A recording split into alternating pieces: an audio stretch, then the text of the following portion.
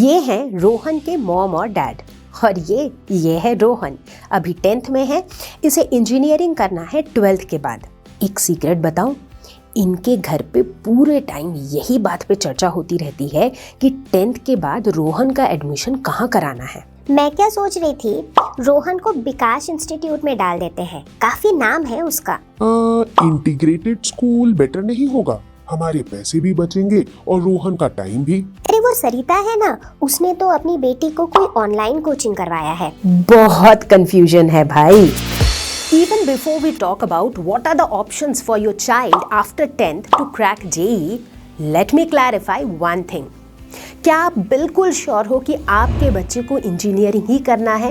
क्या वो सच में इंजीनियरिंग में मैथ साइंस पढ़ने में इंटरेस्टेड है? अगर नहीं तो please do not force him to do engineering just because engineering can guarantee him a job, क्योंकि एंड ऑफ द डे वो जॉब उसे करनी है, जॉब में एक्सेल और ग्रो भी उसे ही करना है।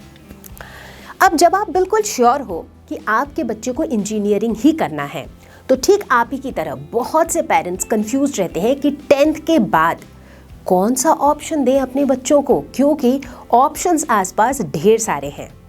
इंटीग्रेटेड स्कूल कराएं, या फिर ऑफलाइन कोचिंग आफ्टर स्कूल, या फिर कोई ऑनलाइन कोचिंग कराएं, या फिर 1-on-1 प्राइवेट ट्यूशंस। कहाँ जाएं?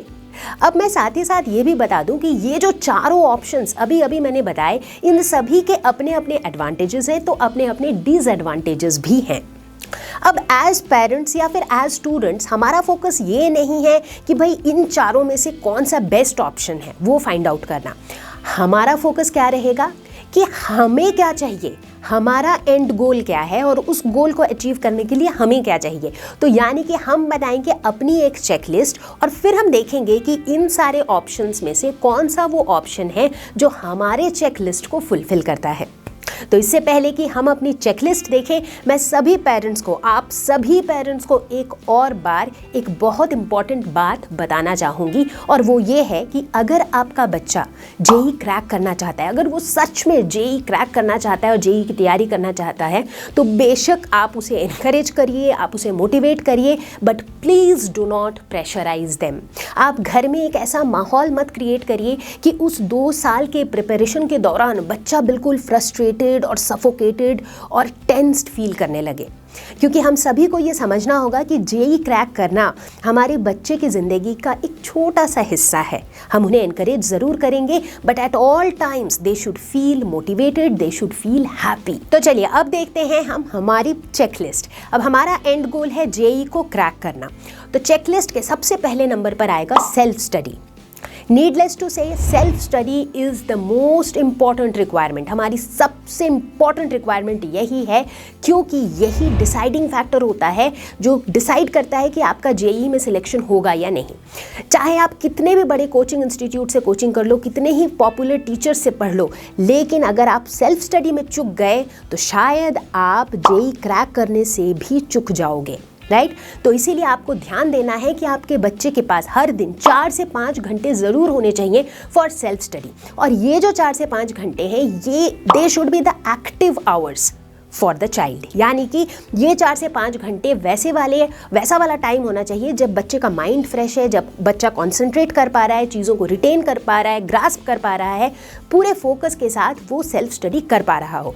क्योंकि बहुत बार हम देखते हैं कि बच्चा पूरे दिन में 4-4, 5-5 घंटे की कोचिंग करके 6-6, 7-7 घंटे स्कूल में बिता के जब उसका दिमाग बिल्कुल थक चुका होता है, तब वो सेल्फ स्टडी के लिए बैठता है। तो वैसे टाइम पर ना तो उसके दिमाग में ज़्यादा चीज़ें घुस रही होती है, ना ही वो अच्छे तरीके से कॉन्सेंट्रेट कर पा रहा होता है, राइट। तो इसीलिए हमें सबसे पहले देखना है कि बच्चे के पास 4 से 5 घंटे सेल्फ स्टडी के लिए बिल्कुल होने चाहिए। Number 2, good faculty. इन ऑप्शंस में से चाहे आप कोई सा भी ऑप्शन चूज करो, ऑलवेज रिमेंबर कि फैकल्टी अच्छी होनी चाहिए। बहुत बार ऐसा देखा जाता है कि बहुत से कोचिंग इंस्टीट्यूट्स में जो टॉपर्स बैचेस होते हैं उन्हें दिए जाते हैं अच्छी फैकल्टीज़, और जो बाकी बैचेस होते हैं वहाँ पर ज़्यादा अच्छी फैकल्टीज़ प्रोवाइड नहीं किए जाते हैं। इनफैक्ट कई बार ऐसा भी देखा गया है कि बहुत से कोचिंग इंस्टीट्यूट्स जिनका ब्रांड नेम काफ़ी बड़ा है, एज इन पहले वो काफ़ी पॉपुलर हुआ करते थे, बट आज की डेट में उन इंस्टीट्यूट्स में अच्छे फैकल्टीज़ नहीं हैं। तो इसीलिए बहुत ज़्यादा इम्पॉर्टेंट है कि आप अपनी तरफ से ये फिगर आउट करने की कोशिश करो कि आप अपने बच्चे को जहाँ भी एडमिशन दिला रहे हो, चाहे वो कोई ऑफलाइन कोचिंग हो या इंटीग्रेटेड स्कूल हो या फिर कोई ऑनलाइन कोचिंग ही क्यों ना हो। अब ये online coaching paid online coaching भी हो सकता है, फ्री ऑनलाइन कोचिंग भी हो सकता है, क्योंकि बहुत से प्लेटफॉर्म शायद एग्जिस्ट करते होंगे जहां पर काफ़ी सारा material free of cost available है। जैसे लर्नो hub is one of them, जहां पर हम पूरी की पूरी जेई पे जीत का कोर्स फ्री ऑफ कॉस्ट आपको प्रोवाइड करते हैं, राइट। तो इस तरीके से चाहे आप इनमें से कोई भी ऑप्शन को चूज़ करो, आप ये इंश्योर कर लो कि जो फैकल्टीज़ बच्चे को पढ़ाने जा रही है वो कैसा पढ़ा रही है। जब मैं गुड फैकल्टी की बात कर रही हूँ, good faculty doesn't necessarily mean कि उस फैकल्टी को कितने number of years of experience है। गुड फैकल्टी का मतलब है टीचर ऐसा होना चाहिए कि वो चीज़ों को अच्छे से समझा सके, आपके बच्चे को उस टीचर का समझाया हुआ समझ में आना चाहिए।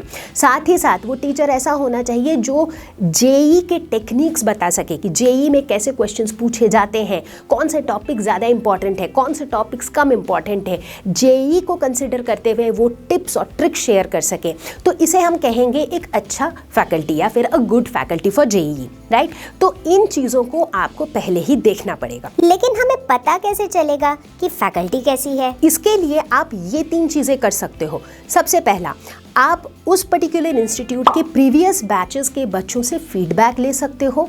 नंबर 2, डेमो क्लासेस ले सकते हो, चाहे आप ऑफलाइन इंस्टीट्यूट की बात कर रहे हो या फिर ऑनलाइन इंस्टीट्यूट, ऑनलाइन कोचिंग हो या फिर कोई भी ऑनलाइन प्लेटफॉर्म हो, वहाँ पर जाके आप उन पर्टिकुलर टीचर्स के कुछ डेमो क्लासेस ले सकते हो, ट्रायल क्लासेस ले सकते हो टू फिगर आउट कि वो टीचर्स कैसा पढ़ा रहे हैं। Number 3, look for review online. आजकल ऑनलाइन भी अगर आप उस पर्टिकुलर इंस्टीट्यूट या किसी पर्टिकुलर टीचर का रिव्यू लेना चाहो तो वो भी आपको ऑनलाइन बहुत आसानी से मिल जाता है। Number 3, regular tests. Regular test या फिर टेस्ट सीरीज आजकल बड़ी ही आसानी से online as well as offline mode दोनों में ही मिल जाता है।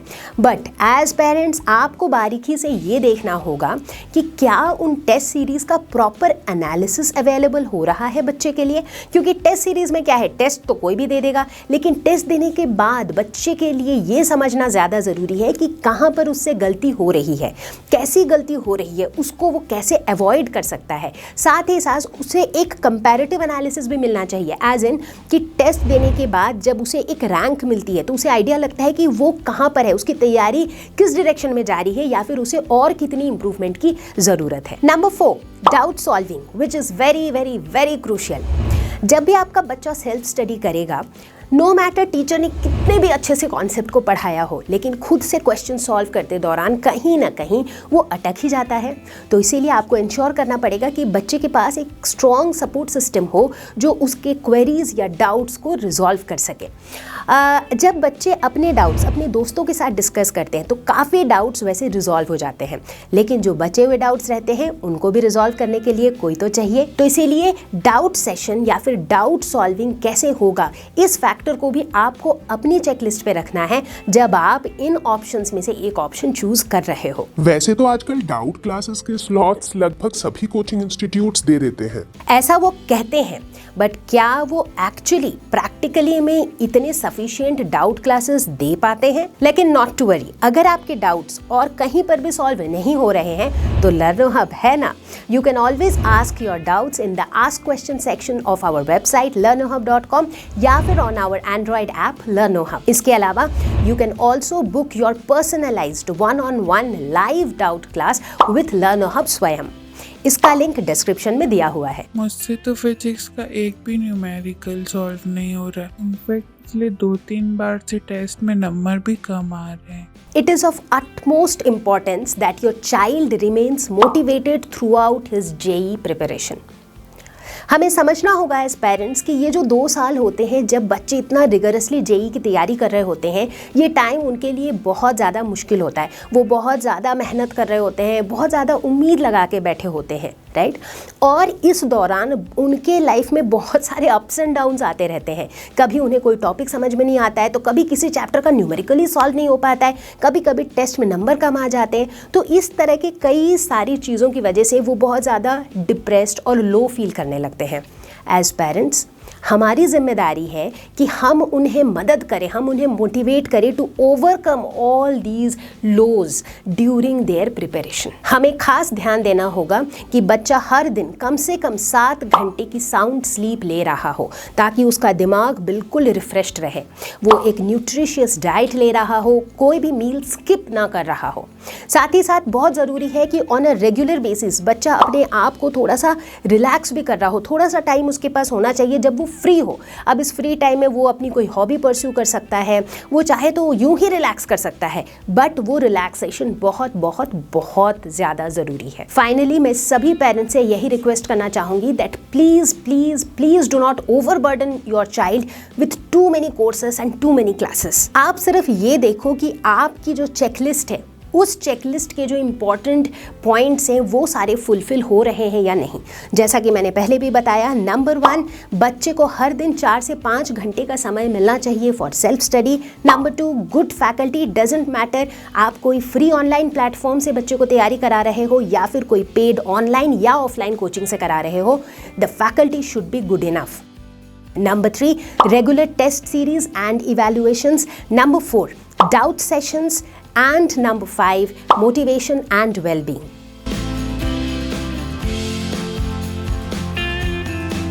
And last but not the least, जैसा कि आप सभी को पता है कि at Learno Hub we provide high quality JEE पे जीत course absolutely free of course, जहाँ पर हम JEE का पूरा कोर्स प्रोवाइड करते हैं for all the subjects absolutely free।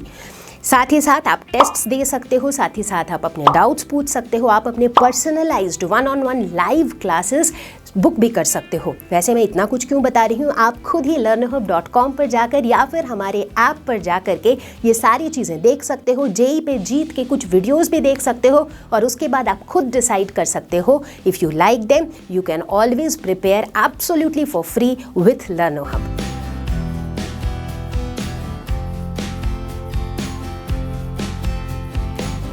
तो इसी के साथ मैं इस वीडियो को आज यहीं पे एंड करूंगी। मुझे उम्मीद है कि बहुत से पेरेंट्स जिनके बच्चे अभी फ़िलहाल क्लास 10th में हैं और जो इस कंफ्यूजन में थे कि बच्चों को कहाँ पर एडमिशन दिलाएं 10th के बाद, उन्हें शायद थोड़ी राहत मिली होगी। बाकी आपके जो भी व्यूज़ हैं, जो भी सजेशंस हैं, वो आप कमेंट सेक्शन में ज़रूर लिख के बताना।